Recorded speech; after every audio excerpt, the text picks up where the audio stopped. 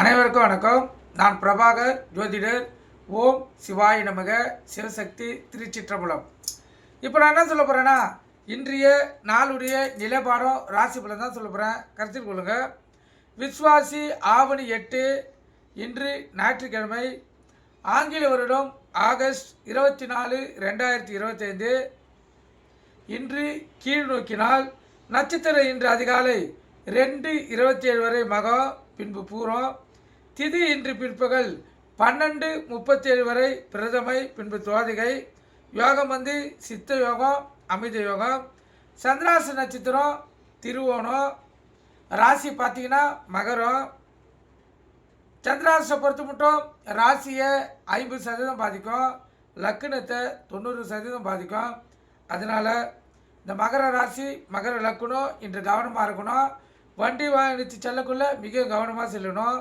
போக்குவரத்து விதிமுறைகளை கடைப்பிடித்து செல்லணும். எக்காரத்து கொண்டும் வண்டியை இயக்கி கொண்டு மொபைல் ஃபோனில் பேசக்கூடாது.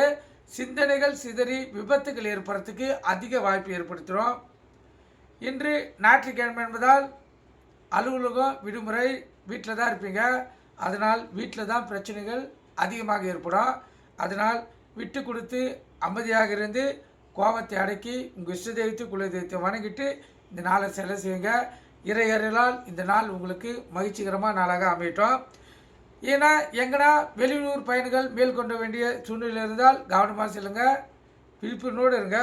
வீட்டிலேருந்து கிளம்பக்குள்ள அனைத்து உடம்புகளையும் எழுத்துக்கெல்லாம் பார்த்துட்டு கிளம்புங்க. இப்போ தொலைதூர பயணம் ரயில் பயணிகள் மேற்கொள்ள வேண்டியிருந்தால் முக்கியமாக ரயில் டிக்கெட், உங்களுக்கு தேவையான பணம் இதெல்லாம் கரெக்டாக எடுத்து வச்சுருங்களா பார்த்துட்டு அப்புறமா வீட்டிலேருந்து கொஞ்சம் முன்கூட்டியே கிளம்புங்க.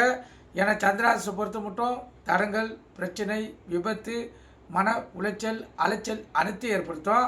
அதனால் நம்ம சந்திராசிலிருந்து நம்மளை தற்காத்து கொள்ளணும். கருத்தில் கொள்ளுங்கள். நல்ல நேரம் காலை 7:45 8:45, மாலை 3:15 4:15. கௌரி நல்ல நேரம் காலை 1:45 2:45, மாலை 1:30 2:30. இந்த கௌரி நல்ல நேரத்தில் புதுமண தம்பதிகளுக்கு சாந்தி முகூர்த்தம் அமைப்பது, குழந்தை பாக்கி இல்லாதவங்கள் பயன்படுத்துவது, எந்த ஒரு நல்ல காரியமாக இருந்தாலும் இந்த டைமில் பயன்படுத்தினா வாழ்க்கையில் அற்புதமான பலன்களை பெற முடியும். இப்போ எடுத்துக்காட்டுக்காக பார்த்தீங்கன்னா இன்று ஞாயிற்றுக்கிழமை. கருத்தில் கொள்ளுங்கள். இந்த மதியம் இதில் கௌரி நேரத்தில் மாலை தான் போட்டிருப்பாங்க. ஆனால் டைம் பார்த்தீங்கன்னா மதியம் 1:30 2:30. அந்த காலகட்டத்தில் இந்த பெண்மணிகள் வீட்டில் பிடித்தவர்களுக்கு உணவை சமைக்கக்குள்ள இந்த 1:30 2:30 சமைச்சு பாருங்கள். அந்த உணவுடைய அதாவது ருசியே தனியாக இருக்கும். ஏன்னா அது கௌரி நல்ல நேரத்தில் சமைப்பதால் அதுக்கு அதாவது நீங்கள் சாதாவாக சமைக்கிறதை விட ருசி கூடுதலாக இருக்கும். கருத்தில் கொள்ளுங்கள். எப்போதுமே சமையல் செய்யக்குள்ள பெண்மணிகள் உள்ளம் மகிழ்ச்சியோடு சமையல் செய்யணும். அப்போ தான் அந்த சமையலுக்கு மதிப்பு, அதை சாப்பிட்றவங்களுக்கும் திருப்திகரமாக இருக்கும். மன கஷ்டத்தோட பெண்மணிகள் சமையல் செய்தால் அதுக்கு அதாவது அந்த சமையலின் உணவுடைய ருசி இருக்காது. சாப்பிட்றவங்களும் ஏதோ கடமைக்காக சலித்து கொண்டு சாப்பிடுவார்கள். நீங்கள் சமைக்கிறத சாப்பிட்றது உங்களுடைய கணவர், பிள்ளைகள், மாமனார், மாமியார், தாய் தந்தையர் தான். அதனால் சமையல் கலையை ஒரு கலையாக நினைத்து, அதுவும் ஞாயிற்றுக்கிழமையில் தான் அனைவரும் வீட்டில் ஒற்றுமையாக இருப்பீங்க, எல்லோரும் சேர்ந்துருப்பீங்க. மனதார மகிழ்ச்சியாக நீங்கள் சமைச்சு பாருங்கள். நீங்கள் சமைக்கும் உணவு நீங்கள் இவ்வளோ நாள் செய்ததை விட ருசி அதிகமாக இருக்கும். வீட்டில் சாப்பிட்றவங்களும் உங்களை பாராட்டுவாங்க. அதனால் பெண்மணிகள் உணவு சமைக்கும் போது ஒண்டி எப்போதும் மகிழ்ச்சியாகவே சமைங்க. அதுதான் அனைவருக்கும் சிறப்பான பலனையும் ஆரோக்கியமான உடல்நிலையை தரும். கருத்தில் கொள்ளுங்கள். ஏன்னா சில வீட்டில் உணவு சமைக்கணுன்னாவே கஷ்டப்படுவாங்க. அதுவும் ஞாயிற்றுக்கிழமைனா சொல்லவே தேவையில்ல. ஏன்னா அலுவலகம் சென்று வர நிறைய பெண்மணிகள் இருக்கிறாங்க. அதனால் எந்த உணவு சமைச்சாலும் ஞாயிற்றுக்கிழமை இல்லை, எந்த கிழமையில் சமைச்சாலும் உணவுக்கு மதிப்பு கொடுத்து மன சந்தோஷத்தோடு சமைங்க. ஏன்னா நம்ம சாப்பிட்றதுக்கு தான் இந்த உணவே தயார் பண்ணுறோம். அதில் ருசி அதிகமாக இருந்துச்சுன்னா சாப்பிட்றவங்களுடைய மனது உங்களை வெளிப்படையாக பாராட்டினாலும் மனதுக்குள் உள்ள மகிழும். அதனால் உங்களுடைய ஆயுள் பலமும் பெருகும், உங்களுக்கு மகிழ்ச்சியும் கூட. கருத்தில் கொள்ளுங்கள். ராவு காலம் மாலை 4:30லேருந்து 6 மணி, யமகண்டம் மதியம் 12லேருந்து 1:30, குளிகை மாலை 3 to 4:30. குளிகைன்னா மாந்தின்னா குளிகை. இந்த காலகட்டத்தில் எந்த ஒரு செயலையும் செய்யக்கூடாது, அது தீவினையை தான் ஏற்படுத்தும். கருத்தில் கொள்ளுங்கள். இப்போ எடுத்துக்காட்டுக்கு இந்த குளிகை டைமில் 3லேருந்து 4:30க்குள்ளே ஏதாவது உணவு சமைச்சிங்கன்னா அது ருசியே இருக்காது. கருத்தில் கொள்ளுங்கள். இது சாதாரணதாக மீதி நாள்லாம் செய்திருப்பீங்க, உணவு சிறப்பாக இருந்திருக்கும். இந்த குளிகை டைமில் செய்யக்குள்ள அதனுடைய ருசி மறைஞ்சிடும். இது ஒரு எடுத்துக்காட்டுக்கு சொல்கிறேன். அதே போல் தான் எந்த ஒரு செயலை செய்தாலும் அது தீவினையை ஏற்படுத்தும். சூலம் மேற்கே, கோயிலுக்கு சென்றால் மேற்கு சைடு பார்த்து தான் கற்பூரமும் விளக்கை ஏற்றணும். ஏன்னா இன்று மேற்கு தசநாதன் வழி நடத்துகிறார்.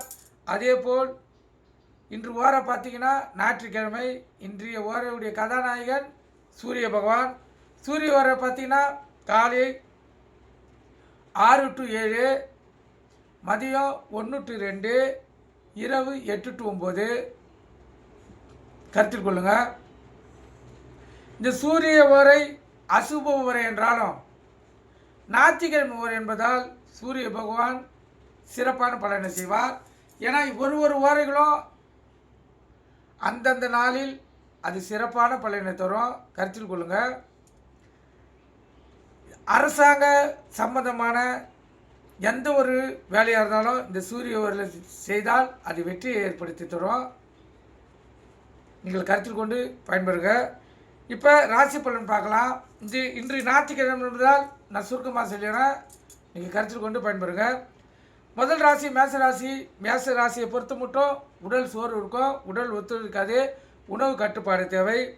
ரிஷப ராசியை பொறுத்த மட்டும் எந்த ஒரு செயலை செய்தாலும் அதில் உங்களுக்கு கண்டிப்பாக வெற்றி கிடைக்கும். அற்புதம், சிறப்பான நாள். மிதுன ராசியை பொறுத்த மட்டும் ஒரு இறையருளும் ஒரு கீர்த்தியும் உள்ள மகிழ்ச்சியும் ஏற்படுத்தக்கூடிய நாள். குடும்பத்தாருடன் கோயில் சென்று வர்றதுக்கும் அதிக வாய்ப்பு இருக்குது. கடகராசியை பொறுத்த மட்டும் நாள் சுமார்.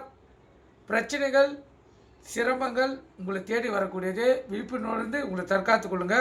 உங்கள் இஷ்ட தெய்வத்தையும் குல தெய்வத்தை வணங்குங்க. சிம்ம ராசியை பொறுத்த மட்டும் உடல் சோர்வு, உடல் அசதி, உடல்வாதிகள் வரக்கூடிய வாய்ப்பு. அதனால் உணவு கட்டுப்பாடு தேவை. இந்த ஞாயிற்றுக்கிழமை என்பதால் அளவோடு சாப்பிடுங்க. கன்னி ராசியை பொறுத்த மட்டும் அதிகப்படியான பயங்கள், தேவையில்லாத பிரச்சனைகள் ஏற்படக்கூடிய நாள். ஆண்களாக இருந்தால் பெண்கள் விஷயத்தில் கவனமாக இருங்க. தேவையில்லாமல் பிரச்சனையில் வர்றதுக்கு அதிக வாய்ப்பு இருக்குது. துலா ராசியை பொறுத்த மட்டும் எந்த ஒரு செயலை செய்தாலும் முயற்சி எடுத்து தான் செய்தாகணும். விழிப்புணர்வோடு இருங்க. விருச்சிக ராசியை பொறுத்த மட்டும் உடல்வாதிகளும் உடல் சோர்வும் ஒரு ஓய்வு எடுக்கக்கூடிய நாள். அதனால் உணவு கட்டுப்பாடு தேவை. உங்கள் இஷ்ட தெய்வத்தை குல தெய்வத்தை வணங்கிட்டு இந்த நாள் நீங்கள் செலவு செய்யுங்க. தனுசு ராசியை பொறுத்த மட்டும் நாள் சிறப்பு. ஆனால் வெளியூர் பிரயாணங்களும் சொந்தக்கார வீட்டுகளுக்கு செல்லக்கூடிய வாய்ப்பு ஏற்படும். ஆனால் மகிழ்ச்சிகரமாக நாள் உள்ள மகிழும்.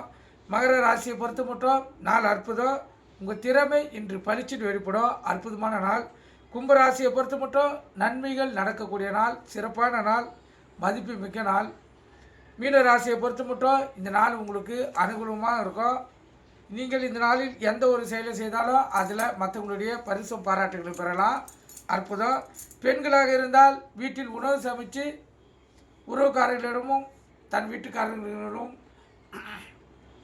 பாராட்டுகளை பெற முடியும். அற்புதமான நாள். இந்த மகர ராசிக்கு சந்திராசி இருப்பதால் கவனமாக இருங்க. வீட்டில் இருந்தாலும் வெளியே சென்றாலும் விழிப்புணர்வு இருங்க. எந்த ஒரு செயலை செய்தாலும் நிதானமாக செய்யுங்க. பாதிப்புகள் வர்றதுக்கு அதிக வாய்ப்பு இந்த சந்திராசி ஏற்படுத்தும். நீங்கள் கருத்து கொண்டு பயன்பெறுங்க. நன்றி, வணக்கம், வாழ்க வளமுடன்.